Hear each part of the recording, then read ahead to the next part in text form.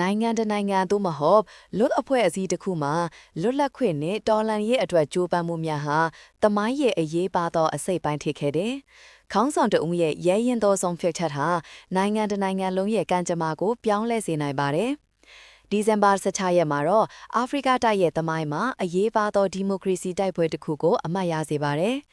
ဤနေ့သည် African အမျိုးသားကွန်ဂရက် ANC တည်ထောင်သည့်နေ့ဖြစ်ပြီး1912ခုနှစ်တွင်တည်ထောင်ခဲ့သည့်ဤအဖွဲ့အစည်းသည်တောင်အာဖရိကတွင်လူမျိုးခွဲခြားမှုစနစ်အပါထိုက်ကိုစန့်ကျင်တိုက်ဖျက်ရာတွင်အဓိကအင်အားစုဖြစ်ခဲ့တယ်။ဤလှုပ်ရှားမှုကြောင့် Nelson Mandela ကဲ့သို့ခေါင်းဆောင်များပေါ်ထွက်လာခဲ့တယ်။ဒါအပြင်ဤနေ့ကိုရဲရင်တော်ခုခံကာကွယ်မှုနေ့ Days of Vow အဖြစ်တောင်အာဖရိကတွင်လည်းအမှတ်ရစေပါတယ်။ဤနေ့သည်တန်းတူညီမျှမှုတရားမျှတမှုနှင့်ဖိနှိပ်ချုပ်ချယ်မှုအောင်မှလွတ်မြောက်ရေးတို့ကိုပြတ်ပြတ်သားသားတည်ပေးနေပါတယ်။တင်းအတွက်တရားမျှတမှုအတွက်ယက်တီဖို့ဆိုရင်ဘယ်အရာကအရေးကြီးဆုံးလဲမှတ်ချက်မှာပြောပြပေးခဲ့အောင်နော်။